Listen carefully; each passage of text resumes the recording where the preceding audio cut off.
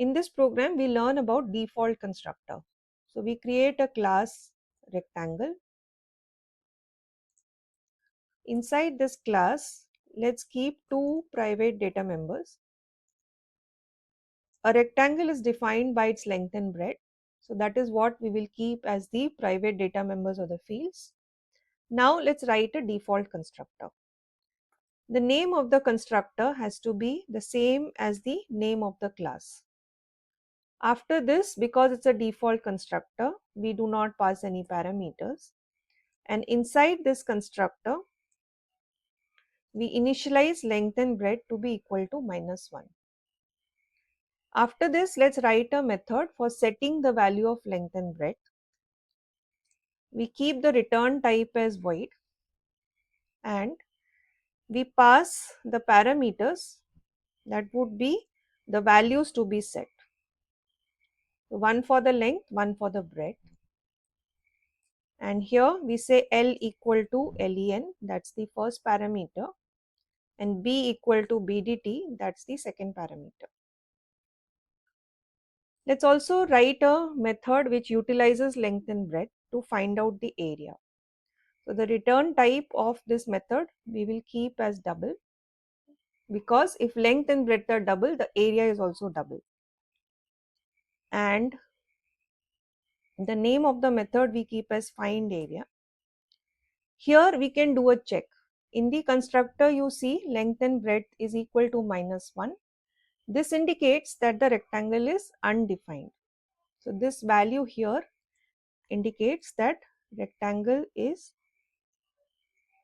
undefined. So if rectangle is undefined, then the area is also undefined. So here we can put a check. If length is equal to -1 and breadth is also equal to -1, then we can set the area as -1. So we can return -1. Else we can return the area, that is length into breadth.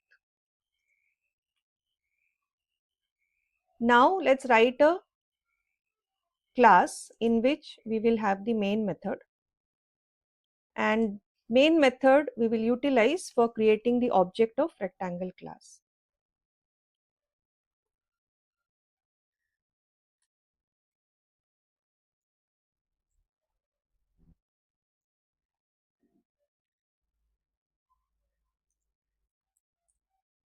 So let's create a object, let's say R1. Object is created by using new operator, and then we call the default constructor. So we write rectangle and we put a semicolon. So you see that here this is a call to the constructor, and at the top we have a definition of the constructor. Here we have defined a constructor. So you see that constructors are defined like usual methods. Okay, compare rectangle with set data or with find area. Here the method when defined will start by defining the return type. Okay, so for set data the return type is void. For find area the return type is double.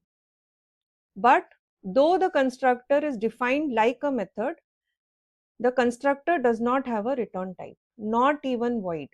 Okay, you see that set data is not returning anything, and therefore we have kept the return type as void. The same should apply to constructor. Constructors do not return anything, but still for the constructor the rule is that it does not return even void. The return type void also should not be written for the rectangle. Okay, now this is default, or you can call it as a non-parameterized constructor. That is why here within parenthesis we have not given any parameters. You can see here parameters are passed, here no parameters are passed. For rectangle or for the constructor you may or may not pass the parameters. Right now we are learning about non-parameterized constructor, that is why the parentheses are kept as empty. Okay, and the way you would call any method, you would call the constructor.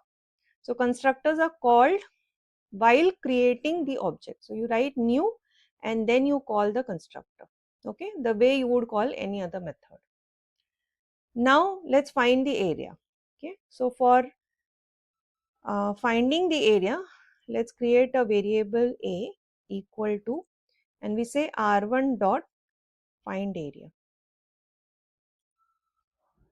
Now we understand that within find area there are two possibilities, either it is returning -1 or it is length into breadth. So we do a check for that here.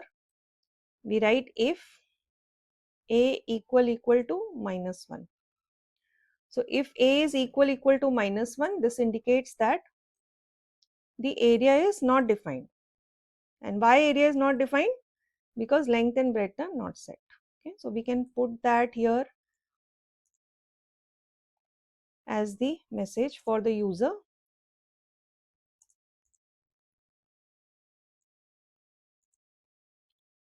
And if this is not true, then we can write one else for it.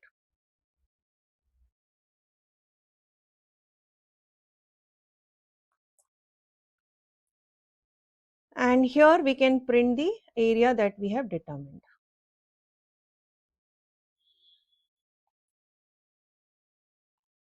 Area is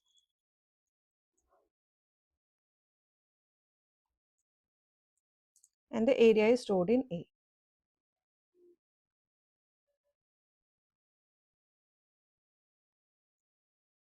Okay. Let's execute this program and let's see what happens. So here you see that rightly so the area is undefined because length and breadth are not set. Okay, so let's make a change to the program.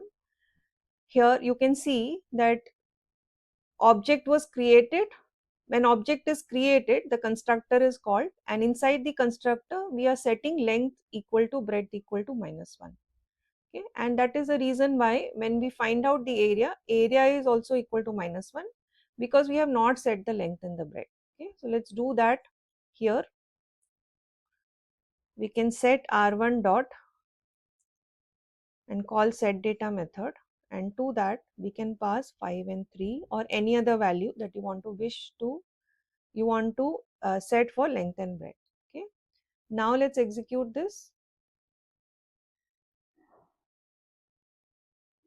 and you can see area is 15.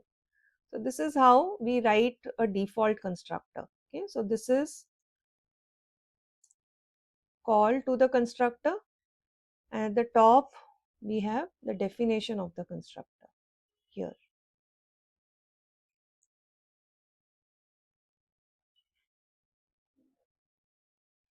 Now this is called as a default constructor. The reason is because if we do not provide the default constructor, then the constructor is provided for us. Okay, the default constructor is provided for us. So it is not mandatory for us to write a default constructor.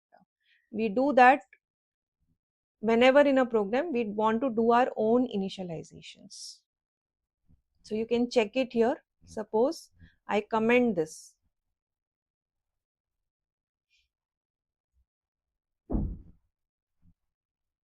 So now length and breadth are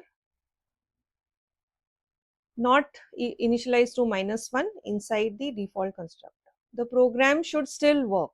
Okay, so let's check this. Okay, and it still prints area is 15.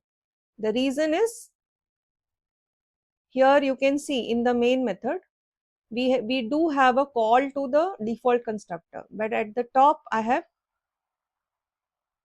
commented the default constructor. Okay, so the reason the program works is because the default constructor, if we as programmers do not provide, it is provided to us in our program.